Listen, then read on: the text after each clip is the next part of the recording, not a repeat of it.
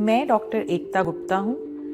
मैं जॉइंट के दर्द, स्पाइन के दर्द और नसों से आने वाले दर्द का बिना सर्जरी के इलाज करती हूँ।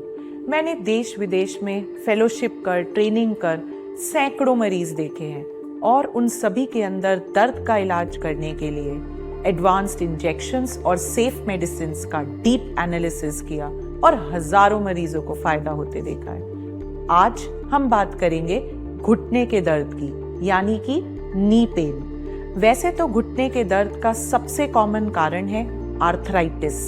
आर्थ यानी कि जोड़, जॉइंट, और आइटिस यानी कि सूजन या तनाव। वैसे तो आर्थराइटिस के भी बहुत कारण हैं, सबका अलग अलग ट्रीटमेंट है, लेकिन घुटने की सूजन और तनाव का सबसे कॉमन कारण है ऑस्टियोआर्थराइटिस।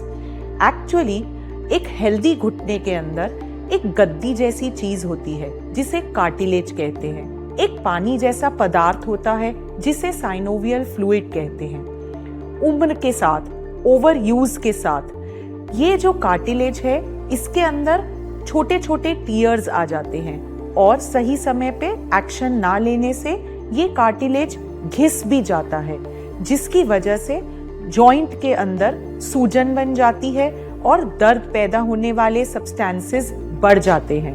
नी की आर्थराइटिस में चलने से दर्द होता है।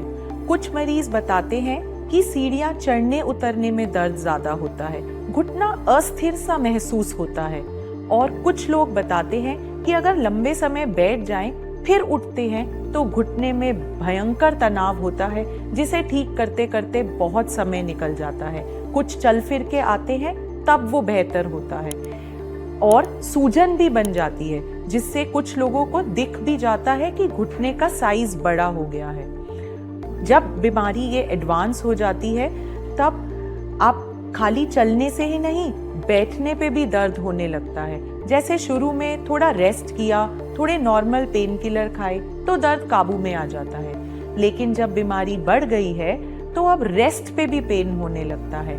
देखा गया है कि घुटने की आर्थराइटिस एक जेनेटिक बीमारी है, पीढ़ी दर पीढ़ी फैमिली में चलती है। कुछ लोगों का आर्थराइटिस कम उम्र में भी हो जाता है। क्यों?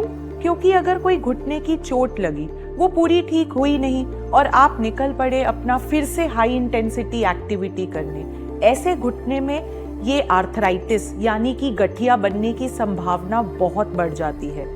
तो जल्दी उम्र में आपको वो सब दर्द आने लगेगा, जो कि आमतौर पे एक 50 से 60 साल के बाद ही घुटना खराब होता है। और कुछ ऐसे खेल हैं जिसमें घुटने पे बहुत ज्यादा दबाव पड़ता है, या कुछ एक्टिविटीज हैं जैसे कि लगातार एक लो हाइट की सिटिंग पे बैठना, पालती मारकर बैठना। इन सब चीजों से घुटने पे बहुत ज्यादा जोर पड़ता है और आर्थराइटिस बनने का चांस कम उम्र में हो सकता है, स्पेशली अगर आप घुटने की कोई एक्सरसाइज नहीं करते। घुटने के आसपास की मांसपेशियों को ताकत देने के लिए जरूरी है कि उसकी डायरेक्टेड एक्सरसाइज और स्ट्रेचिंग की जाए, तब तो नॉर्मल घुटना नॉर्मल इंसान में ये सब जोर सहन कर लेगा। अदरवाइज आपको कम एज में दर्द का सामना करना पड़ सकता है। आजकल लोग वॉकिंग और साइकिलिंग जैसी कम इम्पैक्ट की एक्सरसाइज, घुटने पे कम जोर पड़ने वाली एक्सरसाइज को महत्व ही नहीं देते हैं। ज्यादातर दुनिया वेट लिफ्टिंग और कार्डियो जैसी चीजों में अपना टाइम और अपनी एनर्जी लगाते हैं, लेकिन देखा गया है कि घुटने की प्रोटेक्शन के लिए वॉकिंग और साइकिलिंग एक अच्छी एक्सरसाइज है, जो कि घुटने की मांसपेशियां, जिन्हें हम क्वाड्रिसेप्स कहते हैं, उनको एक अच्छा एक्टिवेशन देती हैं। और एक बहुत बड़ा रिस्क फैक्टर है जिसकी वजह से आजकल घुटने की आर्थराइटिस बहुत कम एज में बहुत जल्दी देखी जा रही है, वो है हमारा बढ़ता हुआ वजन। 1 पाउंड वजन, 1 किलो एक्स्ट्रा वजन होने से, जो कि आपकी एज के लिए और आपकी जेंडर के लिए होना चाहिए, उससे आपके घुटने पे 4 किलो एक्स्ट्रा वजन पड़ता है। आप सोच सकते हैं, उस एक्स्ट्रा वजन को ढोने से घुटने के कार्टिलेज में माइक्रोटियर पड़ेंगे। घुटने में कुछ मेनिस्कस भी होते हैं, वो भी एक तरीके के कार्टिलेज है, उसमें माइक्रोटियर पड़ेंगे, और जल्दी ही ये सब बढ़ने से गठिया के रूप में आपको दर्द करने लगेगा। इसलिए इंक्रीजिंग वेट यानी कि ओबेसिटी एक बहुत इम्पॉर्टेंट कारण है बढ़ती हुई घुटने के दर्द की प्रॉब्लम का।